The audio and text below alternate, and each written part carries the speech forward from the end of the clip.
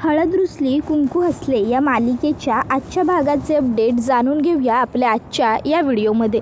तर आता आपण इथे पाहतोय की आता स्वातीच्या मागे दुष्यंत पळत असतो आणि आता स्वाती खूप जोराजोरात पळत असते, त्यामुळे आता दुष्यंतचा पाय हा खड्ड्यात अडकतो, दुष्यंत खाली पडतो, पण तरीही तो स्वातीच्या मागे पळायचं थांबत नसतो। त्याबरोबर इकडे आढळराव हे बाळजाबाईला म्हणत असतात, हे बघ बाळजा, काही गोष्टी नजरेआड चिखलात दडलेल्या असतात, त्या तशाच दडवून ठेवायच्या, त्यावरती आणण्याचा उखरण्याचा प्रयत्न करायचा नाही। त्याबरोबर बाळजाबाई म्हणू लागते की मग तेच तर मला म्हणायचं आहे, पण जर तुम्ही असं सतत मधी करणार असाल तर मग मला दडलेल्या गोष्टी जमिनीवर आणायला फार वेळ लागणार नाही, आणि जर त्या सगळ्या गोष्टी जमिनीवर आल्या का नाही आढळराव, तर तुम्ही मात्र मातीत गाडले जाल एवढं विसरू नका। त्याबरोबर आढळराव म्हणत असतात की एक गोष्ट कायमस्वरूपीची ध्यानात ठेव बाळजा, नाही म्हणजे तू काहीही केलंस ना तरी मला काय बी फरक पडणार नाही, कारण मला आज खात्री आहे की मला काही करण्याची गरजच नाही, आज दुष्यंतच कृष्णाला घेऊन घरी येणार। त्यावर बाळजाबाई म्हणू लागते की असं काही बी होणार नाही, ह्या बाळजानं ठरवलेलं आहे, त्यामुळं म्या जे ठरवलं आहे नवं तेच घडणार। ही बाळजा वादळ आहे, वादळ, अख्ख्या पंचक्रोशीत वादळ, ह्या बाळजाच्या विरोधात कोणी बी नाही जाऊ शकत, आणि जो कोणी प्रयत्न करेल की नाही माझ्या विरोधात जाण्याचा, त्याची काय अवस्था होईल ते कळलंच तुम्हाला। त्याबरोबर इकडे आता स्वाती ही दुष्यंतला तिथे घेऊन येते जिथे कृष्णाला गाडलेलं असतं। आता तिथे येऊन स्वाती थांबते, त्याबरोबर दुष्यंत स्वातीच्या मागे येतो आणि म्हणत असतो, स्वाती तू इथे मला का घेऊन आलीस? स्वाती, अगं मला कृष्णाकडे जायचं आहे, मी काय म्हणतोय? स्वाती, हे बघ मला तुझी भाषा कळत नाही आहे, तू मला काहीतरी क्लू दे जेणेकरून मला तुझी भाषा समजेल। स्वाती ऐक ना प्लीज, हे बघ मला कळत नाही आहे तुला मला नेमकं काय सांगायचं आहे ते, प्लीज तू काहीतरी क्लू दे ज्यामुळे मला समजेल की तू नेमकं मला काय सांगू इच्छितेस किंवा तुला काय म्हणायचं आहे। स्वाती ऐक ना, मला क्लू दे ना स्वाती। त्यावेळी स्वाती आता जमिनीला सतत तोंड लावू लागते। त्यावेळी मग दुष्यंत आता त्या मातीकडे बघतो, त्या जमिनीकडे बघतो, आणि त्यावेळी मातीवर पाहताना त्याला कृष्णाचं कानातलं तिथे दिसतं। आता ते कानातलं बघून दुष्यंत म्हणतो, कृष्णाला हे कानातलं मी दिलं आहे, हे कृष्णाचं कानातलं आहे, कृष्णाचं कानातलं इथे म्हणजे कृष्णाही इथेच आहे। स्वाती, कृष्णा इथे कुठे आहे? स्वाती, कृष्णा मी आलो आहे, कृष्णा कुठे आहेस तू? दुष्यंत मोठमोठ्याने कृष्णाला हाका मारू लागतो। स्वाती त्या मातीवर तोंड ठेवून ओरडत असते। त्याबरोबर मग दुष्यंतच्या लक्षात येतं की स्वातीला म्हणायचं आहे कृष्णा इथेच आहे। मग दुष्यंत म्हणतो, स्वाती कृष्णा इथे कृष्णा असं दुष्यंत जोरात ओरडतो, आणि मग आता मातीत असलेल्या कृष्णाला तो बाहेर काढायचं ठरवतो। त्याबरोबर इकडे आढळराव देवी आईच्या समोर आलेले असतात आणि ते म्हणत असतात, आई मला ठाव आहे तुझी कृपादृष्टी सगळीकडे असते, पण अगं आता बघ की तुझी कृपादृष्टी असताना पण ह्या घरात केवढं पाप वाढायला लागलं आहे बघ, पापाचं पारडंच इथं कायम जड व्हायलं आहे, ही पापी माणसं कायम चांगल्या माणसांना मागं सारून पुढं यायला लागल्यात, बघतेस नवं, आजपर्यंत ह्या पापी माणसांच्या हातात हे गाव होतं, आता कुठं ह्या गावाला, ह्या घराला, या दुष्यंतला मला एक नवीन आशा दाखवणारी कृष्णा इथं आली होती, तर ती आशा पण आता ह्या लोकांनी कुठंतरी गायब केलेली आहे। आता ती कृष्णा कुठं आहे हे आम्हाला कोणालाच माहीत नाही आहे, हे फक्त या पापी लोकांना माहिती आहे, पण ते तर आम्हाला तिथपर्यंत पोहोचू देणार नाही, कारण हे सगळं त्यांनीच केलं आहे। आता तुझ्यावर धुरा आहे सगळी, तूच कृष्णाला घरी परत घेऊन ये। त्याबरोबर इकडे दुष्यंत म्हणत असतो, कृष्णा मला मातीची कितीही चीड असली तरीही तुझ्यासाठी आज मी मातीत हात घालायला तयार आहे, कृष्णा मी या मातीतनं तुला बाहेर काढणार। असं म्हणत आता दुष्यंत आज मातीला हात लावतो आणि माती उखरण्याचा तो प्रयत्न करत असतो आणि जोरजोरात ओरडतही असतो, कृष्णा, आणि मग तो कृष्णाला बाहेर काढण्यासाठी प्रयत्न करू लागतो। त्याबरोबर इकडे आता आढळराव हे देवी आईजवळ प्रार्थना करत असतात आणि ते दिवासुद्धा लावतात जेणेकरून सगळं काही छान व्हावं, मंगलमय व्हावं। त्याबरोबर इकडे आता दुष्यंत हा माती उखरत असतो, त्यावेळी त्याला आठवतं की जेव्हा पहिल्यांदा त्याची आणि कृष्णाची भेट घडली होती तेव्हाही काहीसा असाच प्रसंग घडला होता, म्हणजे ते दोघंजणं चिखलात पडले होते आणि त्यावेळी दुष्यंतला कृष्णाचा खूप राग आला होता आणि तो कृष्णाला म्हणाला होता की तुझ्यामुळे हा घाणेरडा चिखल माझ्या अंगाला लागला, तुझ्यामुळे उगाचच्या उगाच ही माती मला स्पर्शित झाली, तुला काही कळतं का मूर्ख मुलगी? त्यावेळी कृष्णा म्हणाली होती, ओ उगाच इंग्रजी झाडू नका काय माझ्यावर, समजलं ना? आणि तुम्हाला नाक दिसलं नाही भाई, तुम्ही काय आंधळे झाला होता? त्यानंतर त्याला आठवतं की जेव्हा ते लोक डॉक्टरला आणायला चाललेले होते तेव्हासुद्धा कृष्णाने त्याच्यासाठी त्याला माती आवडत नाही म्हणून रस्ता तयार केला होता. हे सगळं आता दुष्यंतला आठवत असतं आणि ते सगळं आठवत दुष्यंत हा मातीत गाडल्या गेलेल्या कृष्णाला तिकडनं बाहेर काढू लागतो. आणि मग कृष्णाला बाहेर दुष्यंत काढत असताना आता त्याला कृष्णाचा एक हात सापडतो. हात सापडल्यावर दुष्यंत खूपच खुश होतो आणि म्हणतो, कृष्णा तू इथेच आहेस ना, इथेच आहेस ना कृष्णा, तू काळजी करू नको, मी आहे, मी तुला बाहेर काढणार कृष्णा, ह्या मातीतनं मी काढतोय, मी करतोय. आणि मग तो तिला बाहेर काढू लागतो. आता त्यावेळी दुष्यंतला आठवत असतं की तो आणि त्याचे आजोबा रात्रीचे जंगलातून पळत असतात आणि ते दोघंजणं जंगलातून पळत असताना काही गावातली लोक त्यांच्या मागे आली होती. त्यावेळी आजोबांनी दुष्यंतला सांगितलं की दुष्यंत जा, तू तिथे झाडाच्या मागे लप. दुष्यंत झाडामागे जाऊन लपला आणि बिचाऱ्या आजोबांना मात्र गावातल्या लोकांनी मारलं, खूप मारलं होतं त्यावेळी त्याच्या आजोबांना. आणि ती लोक तिकडनं निघून गेल्यावर मग दुष्यंत पुन्हा आजोबांच्या जवळ आला आणि आजोबांना तो उठवण्याचा प्रयत्न करत होता. पण त्या लोकांनी इतकं मारलं होतं त्याच्या आजोबांना की त्याला उठवताही येत नव्हतं आणि आजोबांची अवस्थाही खूप वाईट झालेली होती.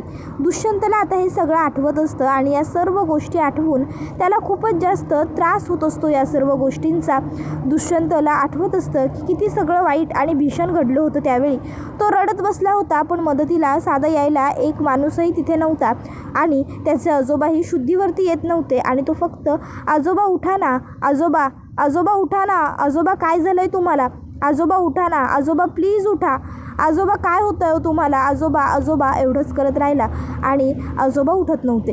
त्यानंतर मग दुष्यंत म्हणत असतो, कृष्णा या मातीची मला भीती वाटायची, या मातीमुळे मी एक व्यक्ती तर माझ्या आयुष्यातली महत्त्वाची मौल्यवान गमावलेली आहे, पण आता मला तुला गमवायचं नाही आहे, या मातीमुळे नाही गमवायचं आहे मला कृष्णा तुला मातीत.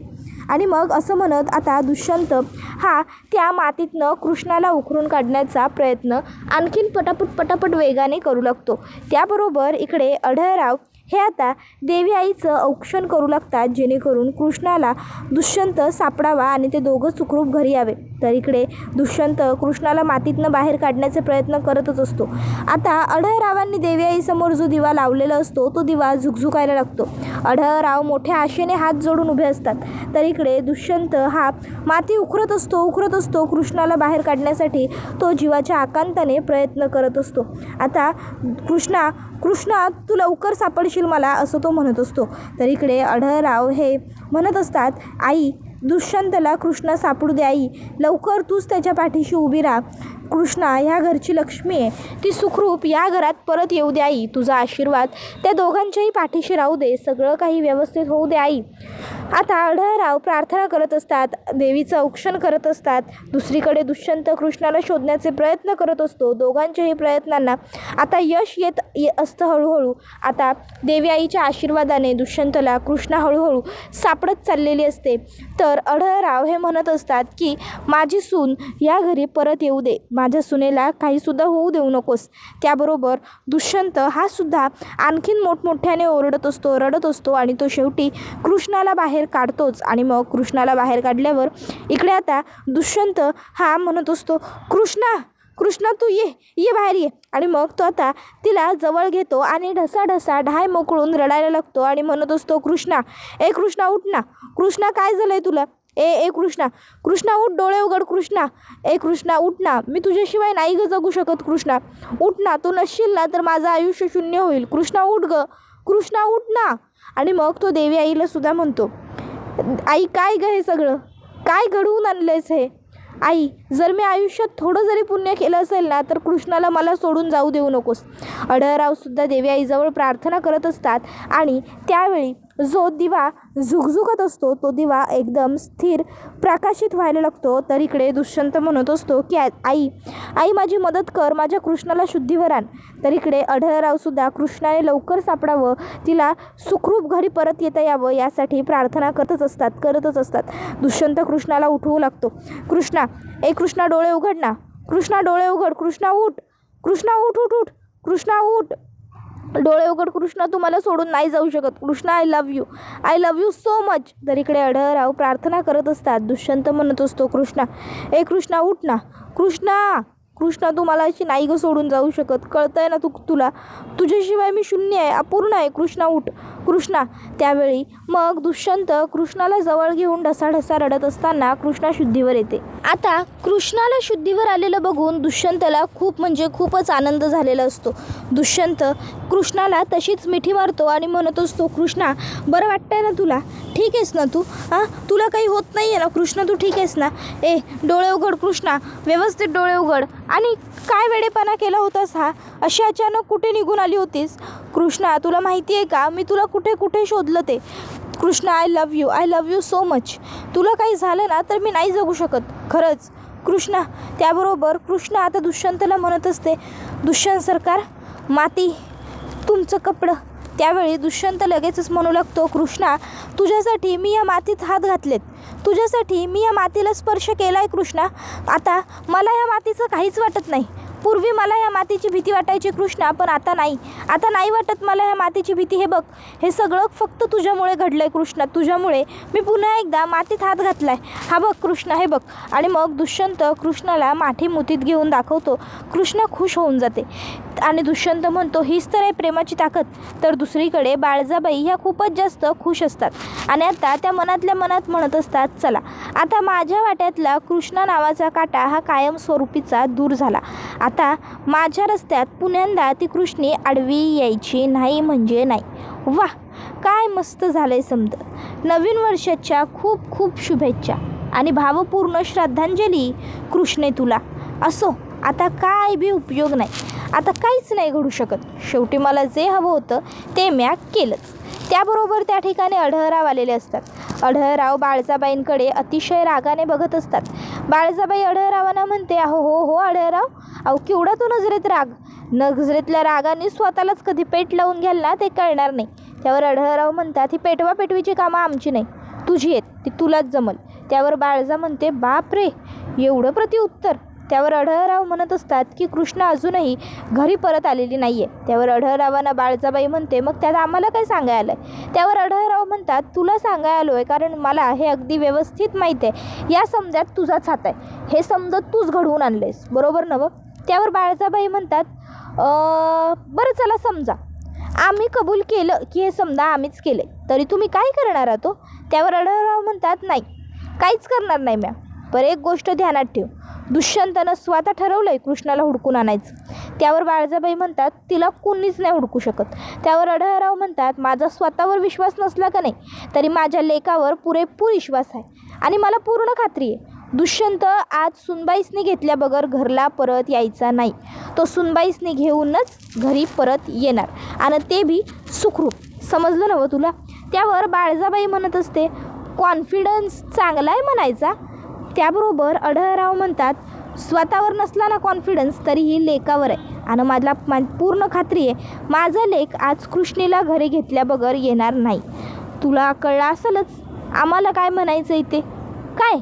त्यावर मग बाळजा म्हणत असते की असं काय बी घडणार नाही. अढळराव म्हणतात, तू बघत बसशील आज दुष्यंताबरोबर पुन्हा एकदा कृष्णासुद्धा या घरात परत येणार म्हणजे येणारच. इतक्यात दुष्यंत हा कृष्णाला घेऊन घरी आलेला असतो आणि मग आता तो घरी आल्यावर मोठ्याने ओरडत असतो, आई आई आई. त्याबरोबर अढळराव म्हणतात, जा जा बाहेर जा, बघ आता बाहेर जाऊन मी काय म्हणत होतो ते, जा. त्याबरोबर बाळजाबाईंच्या चेहऱ्यावरचा रंग चुडतो. बाळजाबाई लगेचच धावत पळत बाहेर येतात आणि बघतात तर काय, दुष्यंतचे कपडे पूर्ण मातीने भरलेले आहेत. त्यांचं लक्षही जात नाही कृष्णाकडे. त्या लगेच पुढे येतात आणि म्हणतात, काय रे दुष्यंत, अरे किती भरलायस तू मातीनं, हे समजा कसं झालं. अरे जो लेक माझा आज पावतर कधी मातीला शिवत बी नव्हता, आज तो पोरगा माझा एवढा मातीत माखलाय होय. ए माधू, अरे शिरपा, या पटपट पाणी घेऊन या. अरे फिल्टरचं पाणी आणा, माझ्या लेकावर पहिलं पाणी ओतू द्या, घेऊन या. त्याबरोबर दुष्यंत म्हणतो, आई मी ठीक आहे, तू कृष्णाची अवस्था बघ, तिला बघ पहिले. त्यावर बाळजाबाई लगेचच म्हणू लागतात, कृष्णे अगं काय गं हे, तुझी ही अवस्था कुणी केली. अगं कसं झालं हे समज, अगं काय बोल की काहीतरी, कसं झालं गं हे. मातीच्या ढिगाऱ्यावर पडलीस का मातीच्या खड्ड्यात पडलीस, काय झालंय काय. ए कृष्णे, अगं बोल की काहीतरी कृष्णे. त्याबरोबर दुष्यंत म्हणतो, आई आज आपलं नशीब चांगलं म्हणून आपल्याला कृष्णा सापडली, नाहीतर आज काहीतरी मोठा अनर्थ घडला असता. कोणीतरी कृष्णाला मातीत गाडून ठेवलं होतं. आता हे ऐकून सगळ्यांनाच खूप मोठा धक्का बसतो. तर बाळजाबाई म्हणतात, काय मातीत गाडलं होतं? अरे दुष्यंत, हे काय बोलायलास काय तू? नेमकं घडलं काय? ए कृष्णा, अगं बोल की काहीतरी सांग की. पण आता कृष्णाही काहीच बोलत नसते, कारण मुळात काही बोलावं अशी तिची मनस्थितीच उरलेली नसते.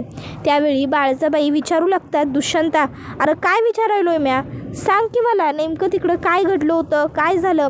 बोल की काहीतरी घडाघडा. त्यावेळी दुष्यंत म्हणतो, हो हो आई सांगतो, तुला सगळं सांगतो. आणि मग दुष्यंत आता सांगू लागतो की कृष्णा ही तिकडनं गायब झाल्यानंतर मग मी कृष्णाची शोधाशोध करायला सुरुवात केली. सगळीकडे शोधत होतो, पण मला कृष्णा कुठेच सापडत नव्हती. मग मी कृष्णाला शोधायला पुन्हा घराबाहेर पडत असताना माझ्या रस्त्यात आडवी आली स्वाती आडवी आली. मी स्वातीला बाजूला हो स्वाती, बाजूला हो स्वाती, बाजूला हो खूप सांगण्याचा प्रयत्न केला, पण स्वातीने माझं काही ऐकलं नाही.